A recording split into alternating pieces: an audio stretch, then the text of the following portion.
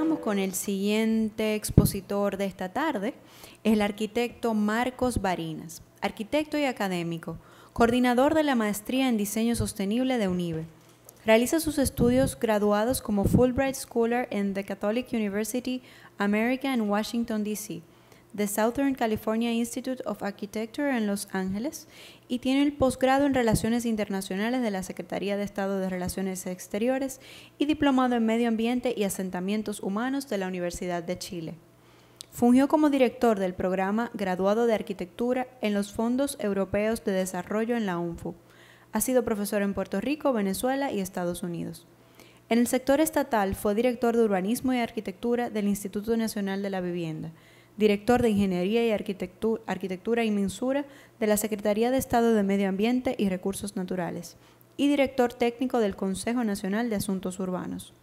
Ganó un reconocimiento en el Concurso Internacional de Urbanismo Compostela 2000, la ciudad europea como modelo, y ganó la medalla de oro en la Bienal de Arquitectura de Miami Beach en el 2003, en la categoría de Arquitectura del Paisaje, por la rehabilitación turística y plan de manejo de la Cueva de las Maravillas en San Pedro de Macorís. Además del primer lugar en la categoría de Paisajismo de la Bienal de Arquitectura de Santo Domingo en el 2006 y en el 2008. Recientemente fue seleccionado para la exhibición Jóvenes Arquitectos de Iberoamérica en Montevideo, Uruguay. Demos un fuerte aplauso a Marcos Barinas.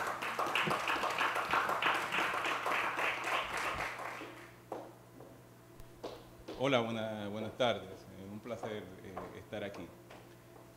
Lo primero que quiero decirles es que yo soy un pesimista. Vamos a poner eso desde el principio bien claro. Yo soy de los que piensa que la sostenibilidad fue una llamada de alerta que se hizo a finales de los años 80, en lo que se nos advertía que teníamos que preservar los recursos que teníamos para las futuras generaciones, ¿no? Resulta que casi 30 años después hay muy poco que conservar. Hemos perdido mucho en 30 años. Y el tema de la sostenibilidad ha estado cambiando en otra dirección.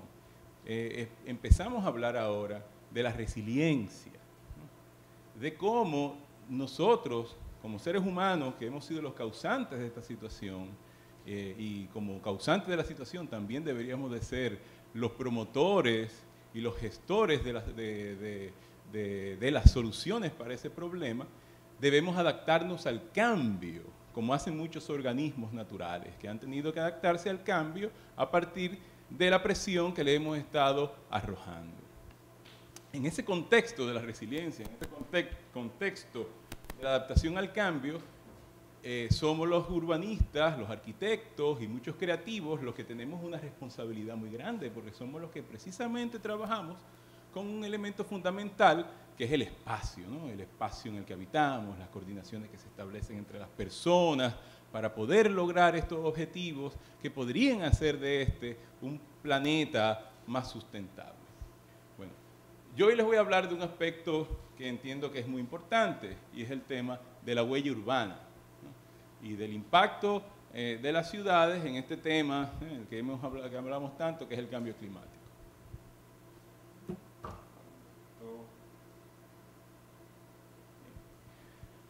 Lo primero es, yo recuerdo que cuando empecé a trabajar con este tema me encontré con estas dos publicaciones que me llamaron mucho la atención. Estamos hablando de principios del 2000.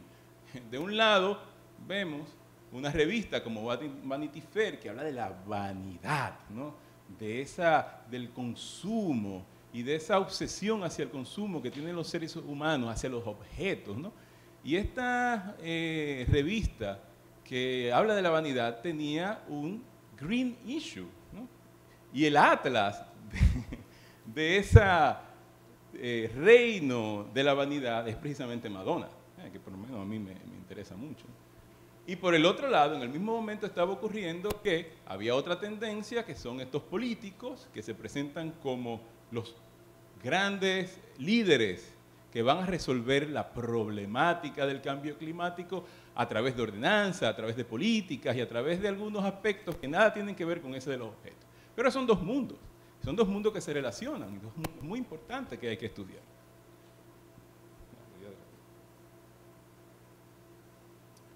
Por el otro lado está el de la sociedad civil y la participación que tiene la sociedad civil en solucionar problemas vinculados precisamente a este tema del cambio climático, pero también de uno muy importante que es la pobreza. En esa misma época salió, hubo una iniciativa de todos los periódicos dominicanos de hacer una sola publicación que se llamara Solo Buenas Noticias, solamente buenas noticias. El Listín Diario tomó esto como su buena noticia. Había un proyecto que es una reubicación de una comunidad, la comunidad de Los Naranjos, que fueron reubicadas para albergar a un número de familias que lo perdieron todo en un evento ciclónico que ocurrió en aquel momento y fueron trasladadas a la comunidad del Rumbao, ubicado en Padre Las Casas. Yo recuerdo haber visto esta portada y ver que arriba dice solo buenas noticias y ver el resultado de esto, ¿no? Cómo este grupo de viviendas se aloja en un contexto agrícola, justo al lado de sistemas naturales realmente importantes, cañadas, recursos hidrográficos importantes. Y yo dije, oye, sí es cierto, yo creo que es una gran noticia, yo creo que aquí hablamos de las iniciativas que la sociedad civil debe tener hacia una responsabilidad tan importante como la pobreza, pero ¿es realmente esto una buena noticia? Fue la pregunta que me surgió. De repente, casi siempre que pensamos en el tema del cambio climático y pensamos en el impacto humano, inmediatamente buscamos a alguien a quien apuntar, señalar a algo con el dedo. Lo primero que se nos ocurriría decir es, lo culpable de esto son las grandes industrias. Ahí están las chimeneas, las vemos, están ahí. Tú sales a la ventana y ves las industrias, están botando humo, ¿no? O quizás es la transportación, los padres de familia corriendo por el corredor Duarte con estos vehículos viejos echando smog. Están ahí, tú sales a la calle y los ves, ¿no? Esos son los culpables. La realidad es otra. La realidad es que la transportación apenas tiene que ver con un 35% de los gases que tienen que ver con los gases invernaderos que tienen que ver con el tema del cambio climático. Las industrias son un 12%. Son las edificaciones y las ciudades las que cuentan con un pedazo inmenso de ese pastel que es un 45% de las emisiones. Y ustedes no ven ninguna casa echando humo, sobre todo en otro contexto que no hay chimeneas, ¿no? ¿Es por qué? Porque hay todo un sistema industrial vinculado a la industria de la construcción que genera todos estos impactos de una manera indirecta. Por otro lado está el de que, mira, nosotros somos chiquitos, somos la República Dominicana, los países pobres, nosotros no somos los culpables de esto, los culpables de esto son los países industriales, Estados Unidos, Alemania, Australia, es China, es Japón, ¿no? La realidad es que durante un tiempo, durante casi todo el siglo pasado, los países industriales eran realmente los que estaban causando ese problema. Los países no industrializados estamos abajo, ¿no? O sea, con unos impactos menores. Pero resulta que ya para el 2015-2020, estos países industriales, que es esta línea naranja que ustedes ven ahí, están alcanzando a los países industriales en el impacto que generan en cuanto al cambio climático, ¿no? Y una de las razones para que esto ocurra es precisamente que las ciudades están creciendo, son países con poblaciones crecientes, con grandes ciudades que están generando altísimos impactos. Entonces vamos a hablar un poquito del contexto nuestro, ¿no? O sea, vamos a hablar un poquito de algo que tiene que ver con este foro, el Foro Hispaniola, el Foro de Sostenibilidad. Y vamos a tratar de ver un poquito el futuro y ver un poquito el pasado para entender qué es lo que va a ocurrir. Si vemos lo que está ocurriendo en la Hispaniola, en términos de población total, en el 2005 y 2010, la isla de la Hispaniola tenía unos 18.9 millones de habitantes. En el 2010, 20.4, una cosa más o menos estable ahí, en el que Haití y República Dominicana se repartían equitativamente la población.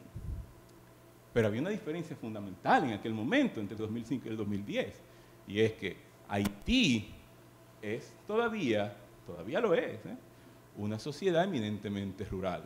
Solamente el 44% de los habitantes haitianos viven en ciudades.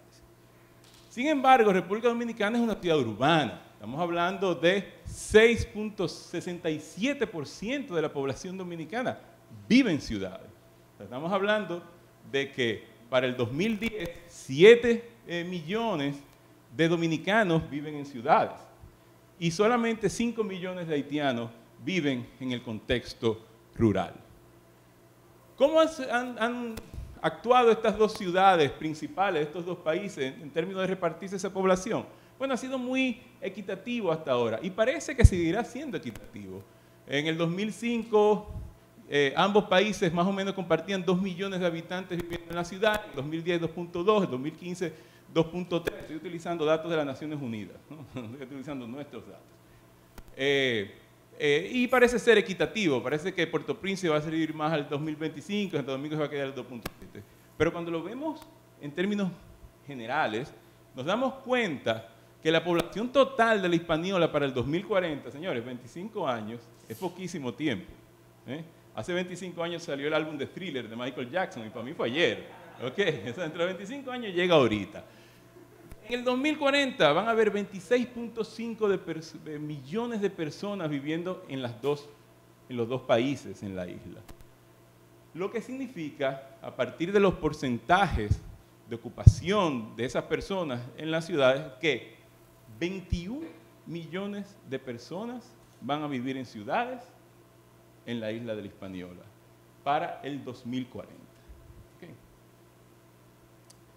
¿Qué va a pasar con la ciudad de Santo Domingo? ¿Qué participación va a tener la ciudad de Santo Domingo en todo esto? ¿Cómo la supremacía de una ciudad que recibe mucho más del 30% de la población del territorio va a resolver el hecho de que 21 millones de personas van a estar habitando y va a recibir todo este impacto? Bueno, nosotros hicimos una investigación solicitada por una agencia norteamericana para evaluar la demografía de la ciudad de Santo Domingo en términos de uso de suelo urbano. Esta investigación la dividimos en en tres partes. Primero, una serie de información básica. Esta investigación fue hecha antes del censo del 2010, advierto, de manera que era un momento en que todavía ciertos aspectos del censo nacional no estaban todavía categorizados, ¿no? pero seguía arrojando datos interesantes. Primero, una serie de información básica, después unos modelos de tendencia, primero vinculados a dinámicas del territorio, otras vinculadas a la superficie del territorio y qué tan saturado puede estar este territorio o qué tanta gente puede recibir este territorio, y otra tendente a la población y al crecimiento necesario que va a estar ocurriendo de la población de la isla. Entonces, estos dos aspectos fueron llevados a unos mapas de probabilidades, un mapa pesimista y un mapa alternativo, ¿no? El mapa del peor de los casos, la tendencia del worst case scenario, que es el peor de los casos, y una alternativa de crecimiento, que es lo que deberíamos hacer si no queremos tener una ciudad peor de la que tenemos ahora. Algunos de los temas que arrojó esta investigación fueron estos dos aspectos. Uno, el de allí, que es la evolución pesimista, donde se ven los crecimientos de la huella de la ciudad, la huella física de la ciudad desde 1800 hasta el 2010, y lo que ocurriría si seguimos haciendo las cosas como la tenemos ahora, que es la mancha marrón, ¿no? Y la evolución de la ciudad para el 2040 bajo un escenario alternativo, que es el de entender que la ciudad verde, esa ciudad que llamamos verde, es una ciudad que recibe mucha gente en poco territorio. Uno de los elementos que tendríamos que lidiar en ese contexto es el de la división política de la ciudad. La división política de la ciudad genera problemas a partir de que muchas de las administraciones de este territorio que llamamos Gran Santo Domingo, que todavía no está clasificado, está dividido en pedazos políticos. Intereses políticos de cada uno que hacen muy difícil la gestión de una unidad tan grande como es esa unidad de la ciudad de Santo Domingo, que debería recibir para el 2040 unos 7 millones de habitantes. No se asusten ni se me depriman, ¿ok? Esa división política, que es una división política real, ¿no? Y que coincide muy bien, en términos de Google Earth, con esa huella de la ciudad, hasta el momento en el que se hizo esta investigación, no asumía que territorios como los Alcarrizos, por ejemplo, eran territorios urbanos. Para el censo, antes del 2010, los Alcarrizos era un territorio rural y es una de las áreas más densas de la ciudad. Esta es la huella de la ciudad de Santo Domingo, vinculada también a los elementos verdes más importantes, montada sobre ese sistema político, ¿no? Es ese tema de que la sostenibilidad, el tema ambiental no tiene fronteras políticas, las atraviesa, ¿no? Eso mismo ocurre con la ciudad. Yo creo que el ser humano solamente ha creado dos elementos que tienen vida y se mueren sin que él tenga control sobre ellos. Uno son los virus de computador y otro es la ciudad. Entonces, también se analizaron algunos aspectos independientes de este elemento que llamamos el Gran Santo Domingo. Uno es el tema de la hidrología y las áreas protegidas. Por un lado está el tema de la hidrología, que genera esta diagonal en el territorio donde toda la parte norte y noroeste, donde está la topografía mayor de la ciudad, es donde viene todo el agua superficial que baja a la ciudad. Y la parte sureste son las zonas más llanas y las zonas que tenderían a tener un mayor crecimiento urbano a partir de la facilidad con la que se podría desarrollar. Y también la parte del suelo, ¿no? Precisamente esta orografía del territorio, esta topografía del territorio genera suelos muy diversos hacia la zona noroeste y suelos muy unificados y muy simples hacia la zona suroeste, lo cual también genera una tendencia de crecimiento en esa dirección. Pero un aspecto que es realmente fundamental en entender el por qué la ciudad de Santo Domingo está creciendo como está creciendo, tiene que ver con las políticas del gobierno de transportación. Fíjense este dato pequeño.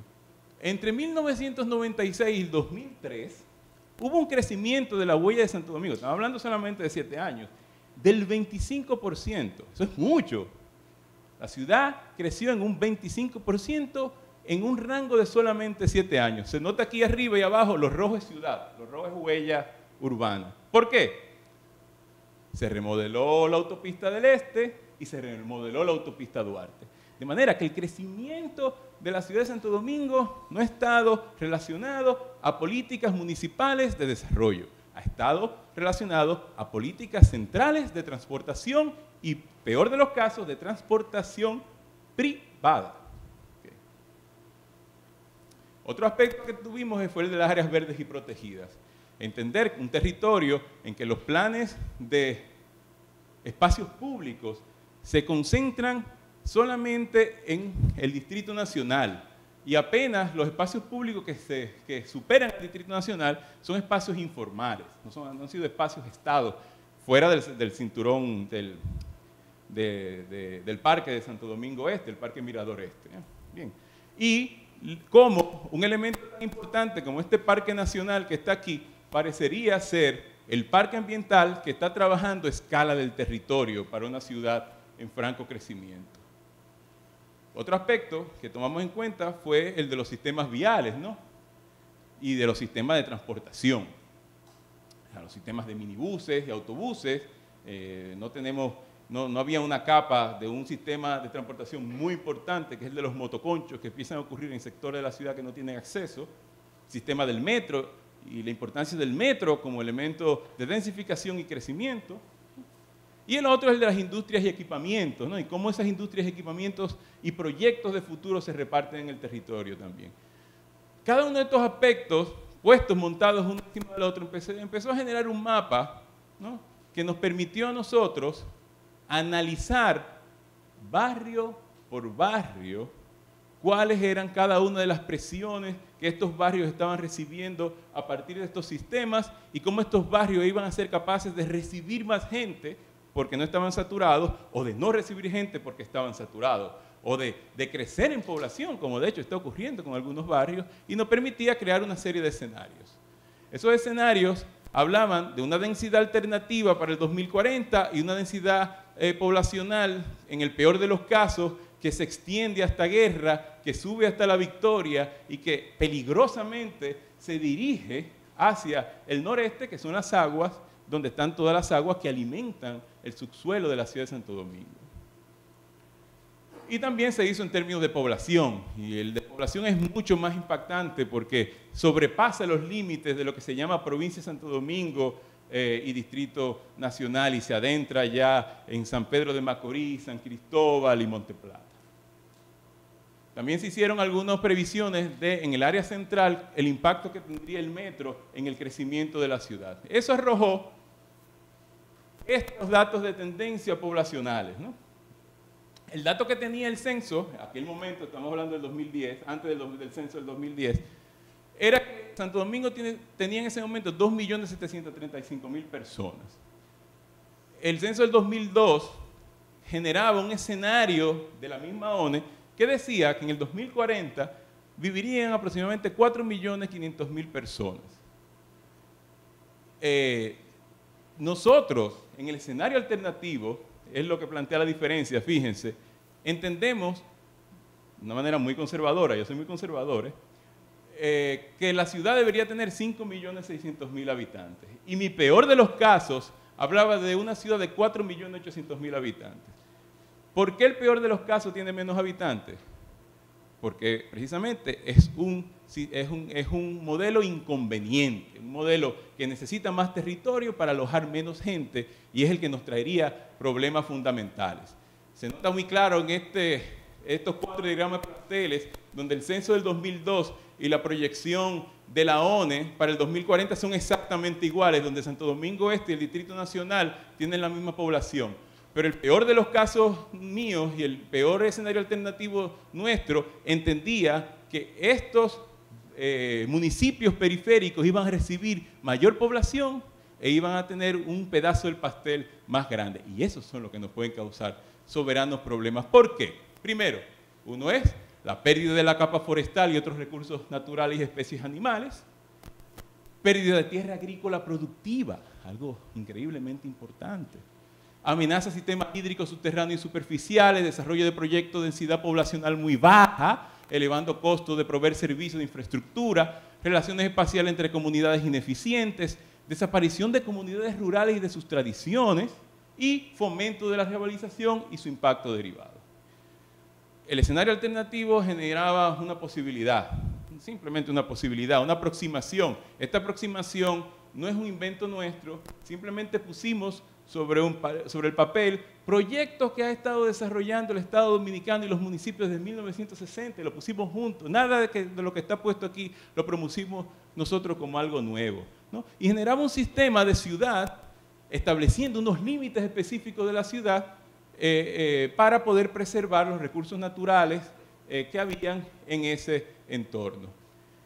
Ahora, hay una serie de políticas para hacer esto, hay una serie de necesidades políticas que se necesitan, que debemos cumplir primero antes de llegar aquí, las cuales no les voy a enumerar. Empecemos por el plan de ordenamiento territorial, que no está listo, que no ha habido mucha voluntad política, hace poco, ¿no? Con el tema de Loma Miranda, hubo un tema, se habló sobre esto, pero no ha habido una voluntad política real. Ahora, si hay una serie de estrategias que desde nuestra profesión, que es el urbanismo, implica posibilidades que nosotros mismos podemos hacer desde nuestra propia profesión y que los municipios pueden adoptar dentro de sus planes locales.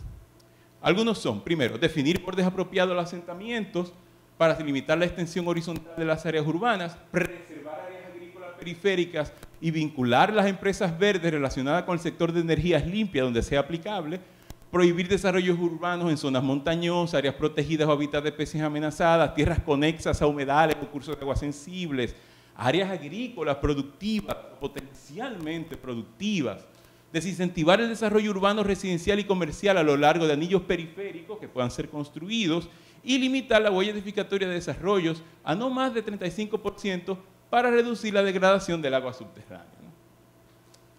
Si nosotros pudiéramos cumplir solamente eso, si nos propusiéramos que nosotros tenemos en nuestras manos la posibilidad de que en el 2040 Santo Domingo, con sus 7 millones de habitantes, yo dije 5.800.000, yo entiendo que son 7, pueda ser Johannesburgo, la peor área de Johannesburgo, o sea Toronto, eso está en nuestras manos, está en manos de los políticos por los que vamos a votar, está en manos de nuestras acciones dentro de nuestra profesión. Y si logramos eso, yo creo que un día yo dejaré de ser pesimista, ¿no? Y podré venir aquí a otra charla y decirle yo soy un optimista. Bueno, muchas gracias.